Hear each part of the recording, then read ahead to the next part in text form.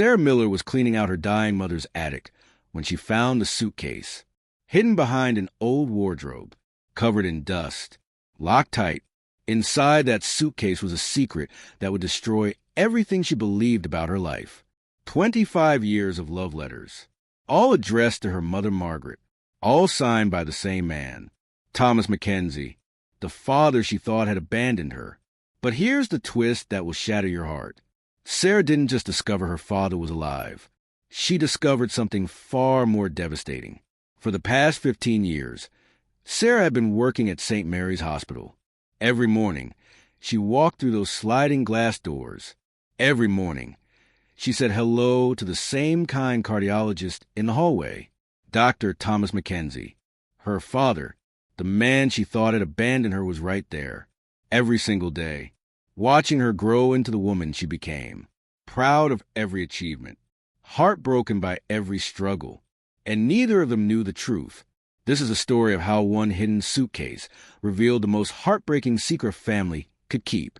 A story about lies that were meant to protect, love that never died, and a reunion that came 25 years too late. Or maybe just in time. If this story truly touches your heart, let's speak for you. Like this video, subscribe to be part of our journey, and share your feelings in the comments. Let me take you back to where this story really begins. Sarah Miller grew up in the small town of Millbrook, population 8,000, the kind of place where everyone knows everyone, where secrets are hard to keep, except for one secret that lasted 32 years. Sarah's mother, Margaret, was a proud woman, worked 2 jobs to support her daughter, never complained, never asked for help, and never, ever talked about Sarah's father. Whenever little Sarah asked about Daddy, the answer was always the same.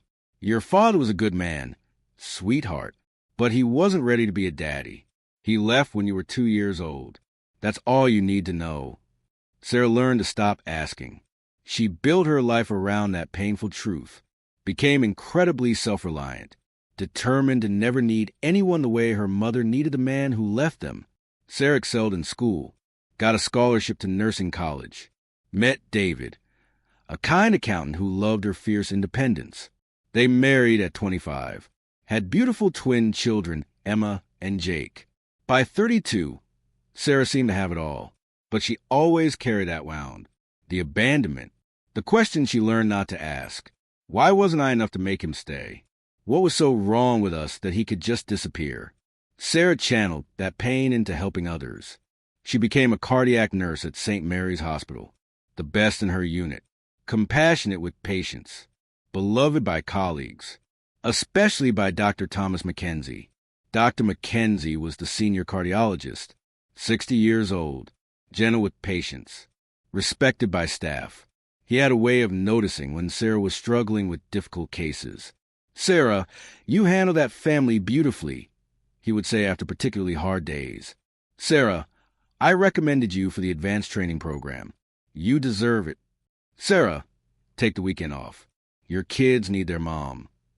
She always thought it was just professional kindness. She had no idea it was a father's love. Last October, everything changed. Margaret, now 78, had been showing signs of dementia for months, forgetting names, getting confused about time. But lately, she'd been saying strange things. "Sarah, I need to tell you about Thomas." "Thomas? Who's Thomas, Mom?" He asked about you. He's proud of you, sweetheart." Sarah thought it was a dementia talking, until that Saturday morning when Margaret fell in her kitchen, broke her hip, had to be rushed to St. Mary's Hospital, the same hospital where Sarah worked, the same hospital where her father had been working for 15 years. Margaret was admitted for surgery. She would need weeks of recovery.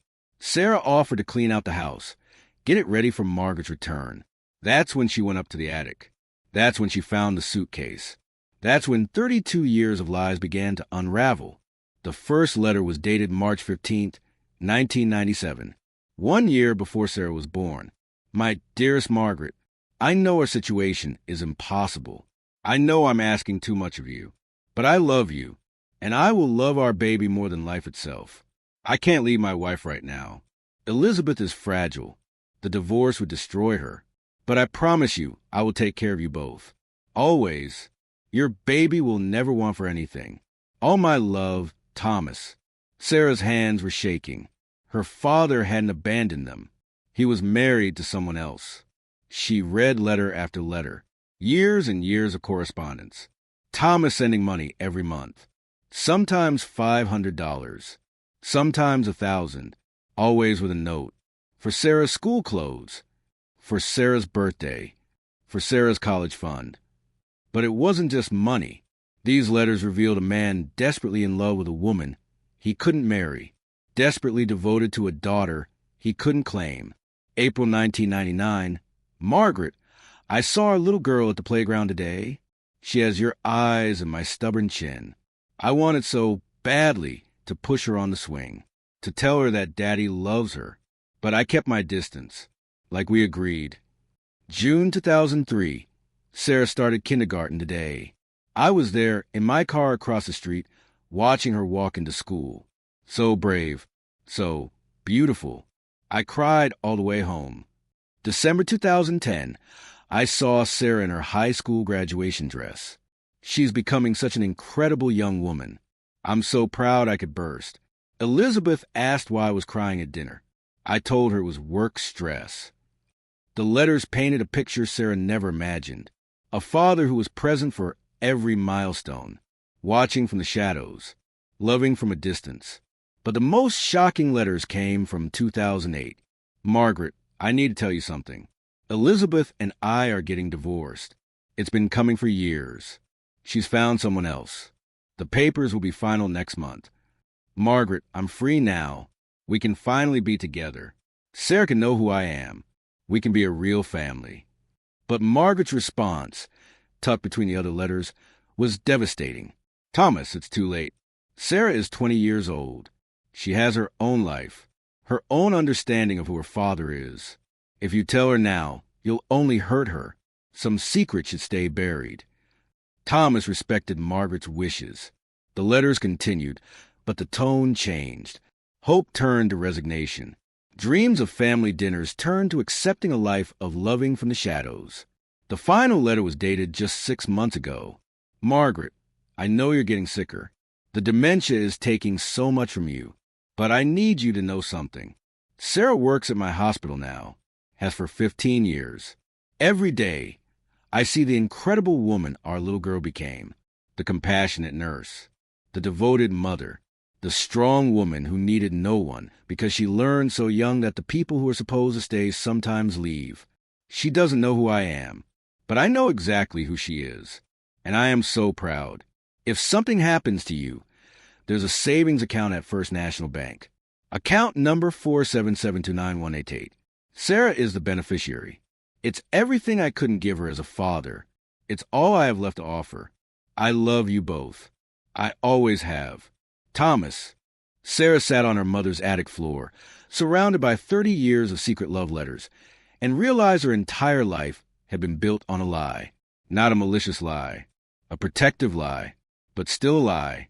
Her father didn't abandon them.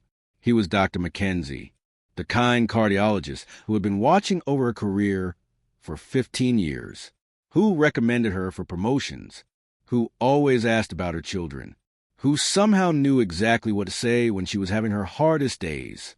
Sarah drove straight to the bank. The account existed. $230,000. Saved over 32 years by a man who couldn't claim his daughter but never stopped providing for her. That night, Sarah couldn't sleep. She kept thinking about every interaction with Dr. McKenzie, how he always seemed to know when she needed encouragement, how he covered her shifts when Emma was sick, how he'd celebrated when she got engaged to David. The next morning, Sarah walked into St. Mary's Hospital with a purpose. She found Dr. McKenzie in the cardiac unit, reviewing patient charts. Dr. McKenzie, could I speak with you privately? Thomas looked up. Something in Sarah's eyes must have told him this wasn't about work. Of course, Sarah. My office. They walked in silence to his office. Sarah's heart was pounding so hard she was sure he could hear it. Once the door closed, Sarah placed one of the letters on his desk. Thomas looked at the letter. His face went completely white. For a long moment, Neither of them spoke. "You found them," he said quietly. 30 years of letters, Dr. McKenzie. 30 years. Thomas sat down heavily in his chair. Suddenly, he looked every one of his 60 years. "I suppose it's time you call me Thomas. Is it true? All of it?" Thomas nodded. "Every word." "You're my father." "Yes." "You've been watching me work here for 15 years." "Yes." "And you never said anything." Thomas looked out the window. "Your mother asked me not to. She thought it would hurt you more than help you. And maybe she was right." Sarah felt anger rising in her chest. "That wasn't her decision to make. That wasn't your decision to make." "You're right. I had a right to know." "You did. I grew up thinking I wasn't enough. Thinking there was something wrong with me that made my father leave." Thomas's head snapped up. "Sarah, no. There was never anything wrong with you. You were perfect. You are perfect. Then why didn't you fight for me?" This was the question that had been burning in Sarah's heart since she read the first letter. Thomas stood up, walked to his desk drawer, pulled out a worn photograph. It was Sarah at her nursing school graduation. Thomas was in the background, barely visible, but he was there. "I did fight for you," he said quietly, "just not in the way you deserved. I fought by making sure you never wanted for anything. I fought by watching every milestone. I fought by being the best doctor I could be, hoping that maybe someday you'd be proud to call me your father. I fought by loving you every single day of your life, even when I couldn't tell you." Sarah looked at the photograph, at this man who had been a stranger and a father simultaneously for 15 years. "Why didn't you ever get remarried after your divorce?" Thomas smiled sadly. "How could I? My heart belonged to a woman who wouldn't have me and a daughter who didn't know I existed." The conversation in Thomas's office lasted 3 hours. Sarah learned about her father's failed marriage to Elizabeth, a woman who couldn't have children and resented Thomas's devotion to work. Not knowing he was actually devoted to the family he couldn't claim. She learned about the sleepless nights when she was a baby, when Thomas would drive by Margaret's house, hoping to catch a glimpse of his daughter. She learned about the college fund he'd been building since before she was born, the careful investments, the sacrifices. "I never took vacations," Thomas said. "Never bought expensive things. Every extra dollar went into that account for you." But Sarah also learned about the pain, the missed birthdays, the graduation he attended but couldn't participate in, the wedding where he sat in the back, watching his daughter marry a good man, wishing desperately he could walk her down the aisle. "When you started working here," Thomas said, "it was the best and worst thing that ever happened to me, getting to see you every day, but having to pretend you were just a colleague." Sarah was overwhelmed, angry and grateful, and heartbroken all at once. "I need time," she told Thomas. "I need to process this." "Of course. Take all the time you need. And I need to talk to my mother. Sarah, your mother is sick. The dementia. She'll remember this. I know she will." Sarah was right when she walked into Margaret's hospital room that evening. Her mother took one look at her face and knew. "You found the letters. Mom, how could you keep this from me?" Margaret's eyes filled with tears. "I was protecting you." "From what?" "From the truth, that your father was a good man who made a bad choice, that he loved us but couldn't choose us. I thought it would hurt less if you believed he just didn't care. But he did care, Mom. He cared enough to provide for us for 30 years. I know. I was young and proud and stupid. I wanted all of him or nothing at all." Margaret grabbed Sarah's hand with surprising strength.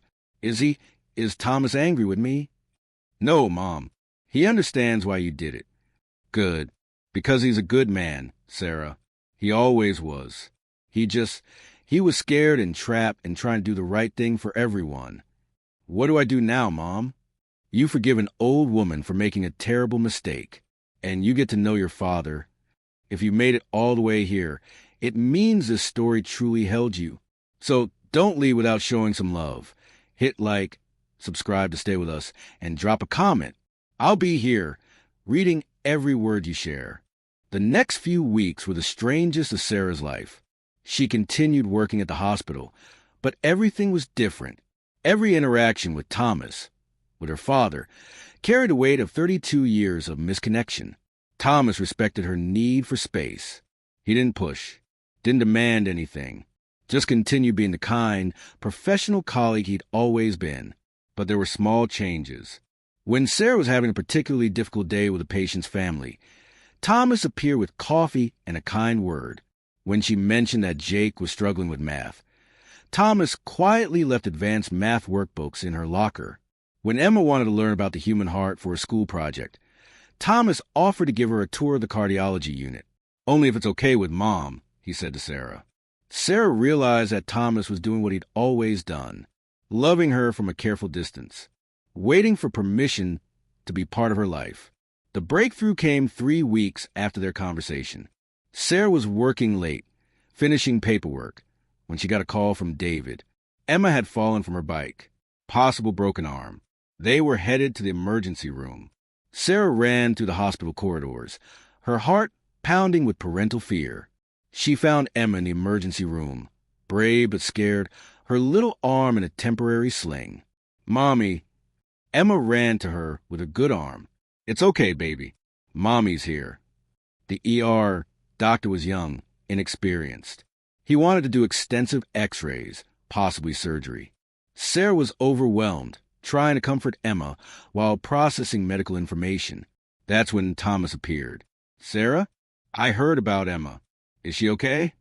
For the first time since learning the truth, Sarah looked at Thomas not as Dr. McKenzie, but as Emma's grandfather.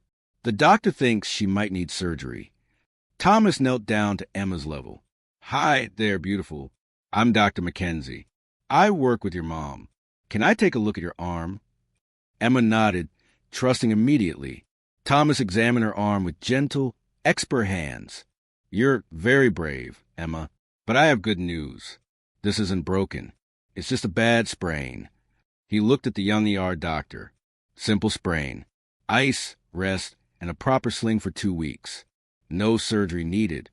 The relief on Sarah's face was overwhelming. "Thank you," she whispered to Thomas. "Anytime." As they were leaving, Emma tugged on Thomas's coat. "Dr. McKenzie, are you the nice Dr. Mommy talks about at dinner?" Thomas looked at Sarah, unsure how to answer. Sarah made a decision that changed everything. "Emma, this is Dr. McKenzie, but you can call him Grandpa Thomas if you want to." Emma's eyes went wide. "Really? I have a grandpa." "Yes, sweetheart. You have a grandpa who loves you very much." That night, Sarah called Thomas. "Would you like to come to dinner on Sunday? David and the kids would like to meet you properly." "Sarah, are you sure?" "I'm sure. It's time." That Sunday dinner was the beginning of everything Sarah never knew she was missing. Thomas brought photo albums. 30 years of pictures taken from a distance. Sarah at various school events. Her wedding day from the back of the church. Her children's births. Thomas happened to be working at the hospital both days Emma and Jake were born. "I was the doctor who called David to tell him Emma was born healthy," Thomas said quietly. "It was the happiest moment of my career." The children were fascinated by their new grandfather. Jake wanted to know everything about being a doctor. Emma insisted on showing him her art projects. David, always a good judge of character, immediately saw Thomas for what he was, a man who had spent decades loving his family the only way he could. Over the following months, Thomas became part of their lives in all the ways he dreamed of for 32 years. He taught Jake to throw a baseball in the same park, where he used to watch Sarah play as a child. He helped Emma with science projects, finally able to share his medical knowledge with his granddaughter. He was there for school plays and soccer games and family dinners. Margaret, in her lucid moments, was happier than Sarah had seen her in years. "I made so many mistakes," she told Sarah one day. "But seeing you three together, maybe some good can come from all those wasted years." On Father's Day, 6 months after finding the letters, Sarah gave Thomas a gift. It was a photo album, pictures of their first 6 months as a real family. Sarah and Thomas working together at the hospital. Thomas reading to the twins. Family dinners. Holiday celebrations. On the first page, Sarah had written, "To the Father who never left, even when we didn't know he was there. Thank you for waiting for us to find you. Thank you for 30 years of invisible love. Thank you for proving that some love stories just take a little longer to find their happy ending." Thomas cried when he read it. That evening, as they sat on Sarah's porch watching children play in the yard, Thomas said something that perfectly captured their journey. "I used to think I'd missed your whole life, but I realize now I didn't miss it. I just loved it from a different seat in the theater." Sarah took her father's hand for the first time in 32 years. The important thing is, you never left the theater. Sometimes the greatest love stories aren't about finding someone new. Sometimes they're about discovering that the love you needed was there all along, waiting patiently, loving invisibly, until the moment you're ready to see it. Sarah Miller thought she grew up without a father. She discovered she grew up with a father who loved her more than she ever imagined possible. And sometimes that makes all the difference in the world.